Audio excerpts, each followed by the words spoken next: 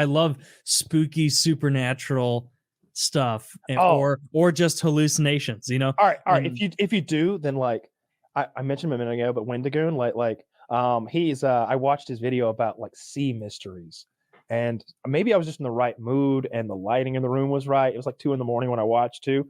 It was creeping me out. I was getting like the chills a little bit, like just, like I was getting a little uncomfortable. you were getting with, those goosebumps, pulling the blanket up a little bit. Yeah, because he's telling a story of like this turn of the century boat going from America to Europe, and the captain brings his wife and his like young child. He crews the ship with 15 good men, like half of which are close friends and confidants, all experienced sailing men carrying 1,000 barrels of ethanol to Europe.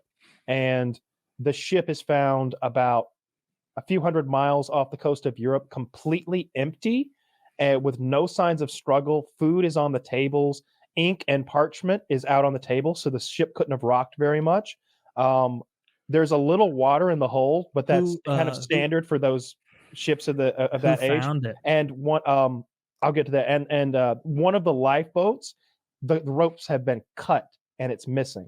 So like Wendigoon makes the point that like in that time you wouldn't cut your rope as a sailor at sea on a cross Atlantic voyage. Yeah, you have so much rope, and then you have no rope. And rope is your rigging is your life out there, because your sail is your life. You need it. Yeah, they need that rope. You wouldn't cut the rope except in an emergency. We need it now.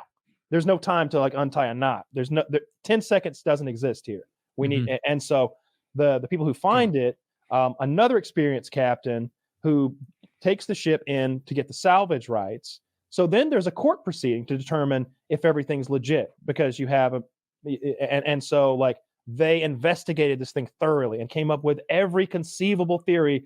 And in the end, no one has any idea what happened to the captain, his family, his 12 or 15 crew. They can't come up with a scenario that makes sense. Yeah, for them to abandon their ship like that. And the other thing, the valuable cargo. Was there anything stolen from the ship? No, that's what I was going to say. The valuable cargo is there. The captain's sword is in his quarters. You'd think that, if things got rough, he'd have the sword, not under his bed. Pretty logical. Yeah. So what was the conclusion of it? Like, they have no idea. So he tells like 5 or 6 stories about the sea in this one video, and the end of every story is, who knows? like no one knows. And that all the cargo is intact, 1,000 barrels of ethanol, which I suppose is like reasonably valuable at the time. Certainly not a small amount of money. Yeah, it's ethanol. For some reason, those creep me out. It's alcohol. Yeah. It's just alcohol. It's alcohol for industrial use. Oh, okay. It's not ghosts, right? It's not bullshit. It's not spirits. So why would people leave the ship quickly? If you think the ship's going to go down, you leave the ship. If the ship is like in a position where you think she's going down, and the boat is a more reasonable choice than staying on board. So you got to think of like all the scenarios in which that thought occurs to you. Fleeing from pirates, weirdly. Pirates would rob you, right? They take the ethanol, you think. So like in my mind, I have to get so convoluted. I'm like, all right, maybe pirates come, but it goes bad, and the captain's family is killed, and one pirate turns on the other pirate, and he kills that pirate because he doesn't like that a family's been killed. He's there for the money, not for all this craziness. And then everybody had to go. But no, that doesn't work. It doesn't make any sense. There's no blood. There's no like sign of struggle. I want to say that the 300-pound block that they put the compass in, I don't know what those are called. It's some nautical term for the thing the compass goes in on a sailboat. It's a big thing. That was knocked over, which was odd because it's heavy. And so I'm assuming in all these examples, everybody who jumped ship and like got on the lifeboat, they died before they got to shore. So there was never anyone. They never found a body. The SS Ulysses. I was on that. What happened was XYZ. No. This is like 15 men who were never seen from again. Another one was more modern. This was that because the first one's 100 years ago. The second one was 3 guys on what looked like a catamaran, like maybe like fishing vessel type thing. Yeah. And like all 3 of them somehow they found the boat. With the sail ripped, empty, and the food was laid out on the table again. The engine was in neutral, and There's a fishing pole out on the deck, and the fishing line is the hook is in the rigging under the boat. These are all the clues we have. And so they had to do another one of these like coroner's report things in a situation like this. And the coroner has to write the most plausible thing for what he thinks happened. And his is that guy gets his fishing line stuck, falls in the water. The other guy says, "Oh no, I'll save you." He jumps in the water. Third guy throws the boat in neutral because two of his friends are in the water.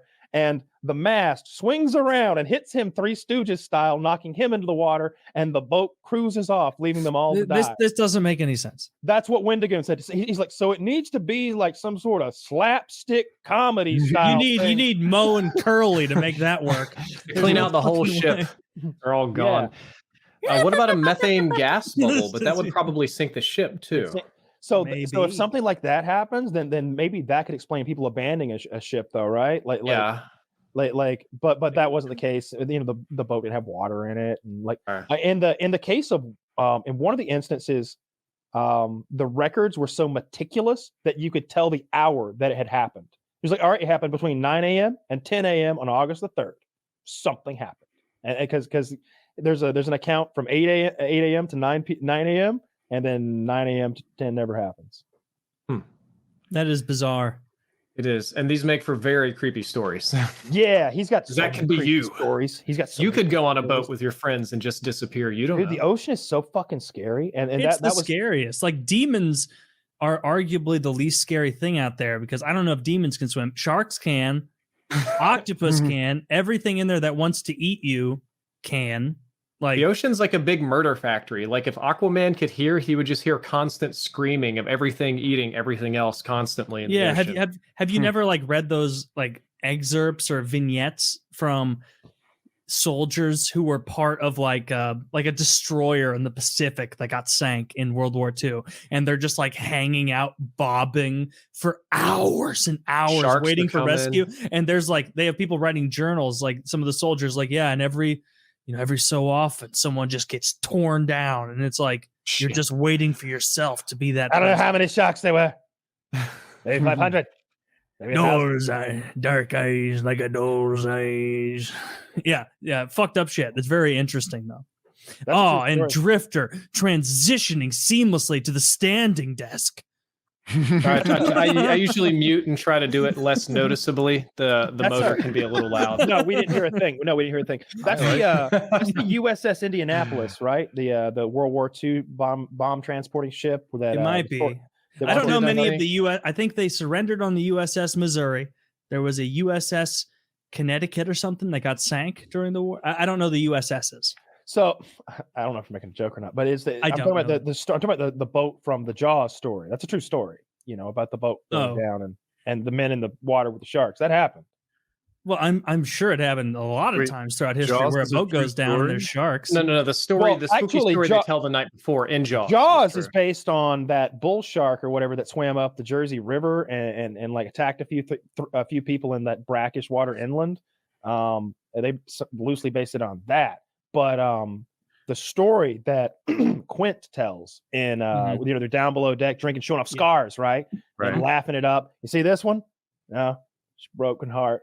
She broke my heart, and they all laughed it up. And he's like, "What about that one? What about that one?" And he gets real sober and quiet. And he's like, that's old tattoo I had removed. What did it say, Mom? It said USS Indianapolis. He's like, "You were on the Indianapolis?" Yeah. And Roy Schneider's like, "What happened? Tell me the story." And it's just like not a happy story. They were transporting the fucking bomb. And the mission was so secret that they never radioed that their boat had been torpedoed because their boat wasn't supposed to be there. So like 1,500 men or something go into the water, burnt badly in oil slicks that are still burning in some cases, covered in oil, shit, blood, and death as the ship sinks, and no one's going to be coming looking for them for a week or something like that. And they're bobbing up and down, and the sharks show up, and it's the Pacific fucking Ocean. So there's a lot of them. And they ate hundreds of men. Do you guys ever? It's arguable how many sharks ate and how many sharks killed, but it was a lot of men who were eaten and killed.